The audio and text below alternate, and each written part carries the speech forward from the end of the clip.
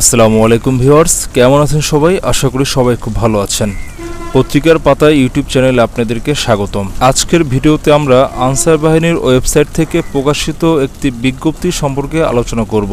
বিজ্ঞপ্তিটি প্রকাশ হয়েছে সাধারণ আনসার ও হিল আনসারদের যে দীর্ঘদিনের দাবি ছিল তাদের বেতন থেকে রেজিমেন্টাল তহবিল বাবদ যে চাঁদা কর্তন করা তা বন্ধ করা। তাহলে চলুন বিজ্ঞপ্তিতে কি বলা হয়েছে সেটি দেখে আসি। অঙ্গীভূত আনসার, হিল আনসার ও বিশেষ আনসারদের রেজিমেন্টাল তহবিলে চাঁদা কর্তন রহিত সংক্রান্ত বিজ্ঞপ্তি।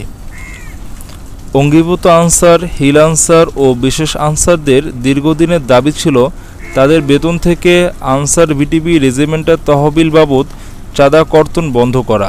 বাংলাদেশ আনসার ও গ্রাম প্রতিরক্ষা বাহিনীর সম্মানিত মহাপরিচালক মহোদয়ের নির্দেশক্রমে অঙ্গীভূত আনসার, হিল আনসার ও বিশেষ আনসারদের বেতন থেকে যে রেজিমেন্টাল তহবিল চাঁদা কর্তন করা হতো তা চলতি আগস্ট 2024 খ্রিস্টাব্দে হতে রহিত করা হলো। বিজ্ঞপ্তি থেকে আমরা বুঝতে পারলাম সাধারণ আনসারদের অথবা হিল আনসার বা বিশেষ আনসারদের রেজিমেন্টের তহবিল বাবদ মান্থলি যে 1845 টাকা কর্তন করা হতো তা সেপ্টেম্বর মাস থেকে তাদের বেতনের সাথে যুক্ত হবে, যেটা সাধারণ আনসার সদস্যদের জন্য খুবই খুশির সংবাদ।